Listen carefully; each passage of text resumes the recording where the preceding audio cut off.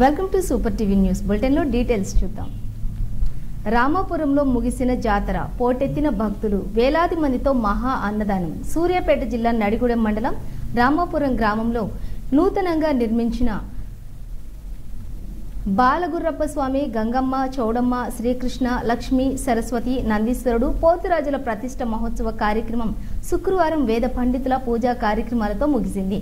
తిరుమల తిరుపతి దేవస్థాన ఆలయ అర్చకుల శిష్య బృందం వేర్వేరు ప్రాంతాల నుండి వచ్చిన వేద పండితుల సమక్షంలో ప్రతిష్ట కార్యక్రమం నిర్వహించారు. స్థిర ప్రతిష్ట మహోత్సవం తదుపరి మహా అన్నదాన కార్యక్రమంలో వేలాది మంది భక్తులు పాల్గొన్నారు.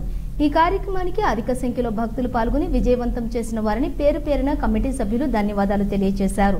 అనంతరం తెలంగాణ సాయుధ పోరాట యోధులు కుక్కడపు రంగయ్య వారసులైనటువంటి వెంకటేశ్వరరావును కమిటీ సభ్యులు, ప్రోగ్రెసివ్ జర్నలిస్ట్ అసోసియేషన్ తెలంగాణ రాష్ట్ర అధ్యక్షులు ఏనుగుల వీరాంజనేయులు, మారిశెట్టి నరసింహారావు, రాజుల గురుస్వామి, మరెడ్డి వెంకటరెడ్డి తదితరులు ఘనంగా సన్మానించారు.